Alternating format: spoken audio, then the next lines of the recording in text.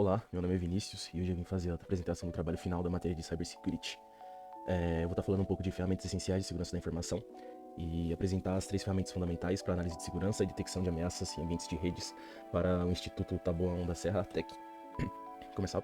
Primeiro que eu vou estar falando é do vírus total, análise colaborativas de malware.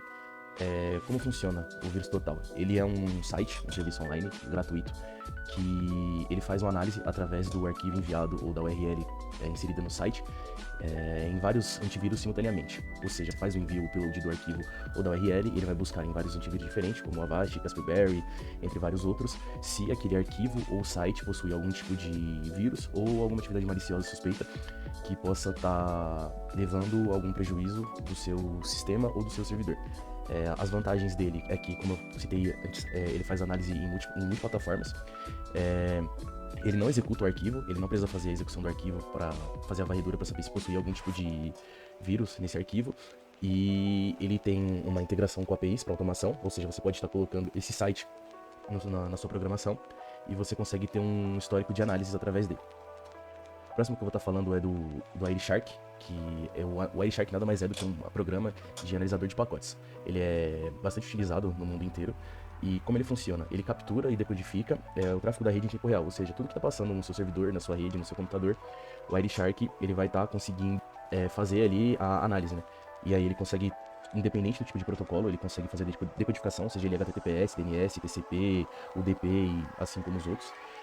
Ele consegue interceptar todo o tráfego que passa pela interface, né, pela rede que está passando, então você consegue fazer filtragens e descobrir quem está enviando o arquivo e quem vai ser o destinatário que vai receber, e você consegue também estar abrindo e descobrir o que essa pessoa está enviando. Você consegue também, através do Wireshark, você consegue descobrir se possuem alguns IPs que estão recebendo dados que não deveriam, fazendo assim com que você tenha controle do seu tráfego de rede e saiba se você não tem IPs recebendo dados sensíveis ou dados que não poderiam ser enviados para outro tipo de pessoas.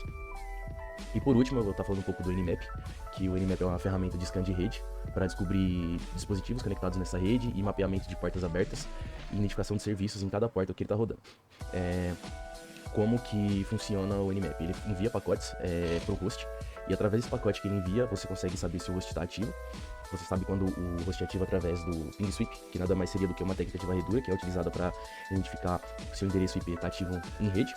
Ele consegue fazer o scans de porta, ou seja, ele consegue mapear as portas TCP, UDP, HTTPS, e ele te mostra quais portas estão abertas e quais portas estão fechadas. Você também consegue detectar quais são os serviços que estão rodando e em quais portas que você está rodando.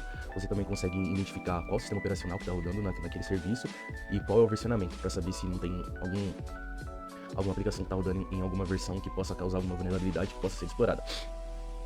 Falando sobre o Instituto Taboão da Serra Tech, essas ferramentas seriam muito úteis com a conscientização dos colaboradores, né? Instruir eles a utilizarem principalmente a ferramenta do vírus total, onde seria ideal que fosse utilizada todas as vezes que os colaboradores tivessem que estar utilizando algum site de procedência desconhecida ou receber algum arquivo desconhecido também, de origem desconhecida. O Nmap seria mais para o pessoal que faz o controle da segurança de rede, para saber se não tem ninguém tentando acessar algum dado através do próprio Nmap, fazendo algum tipo de scan para saber se não tem nada de vulnerável que eles possam estar atacando. E o Nmap também, para o pessoal da segurança, para eles saberem se não tem algumas portas que possam estar prejudicando o Instituto.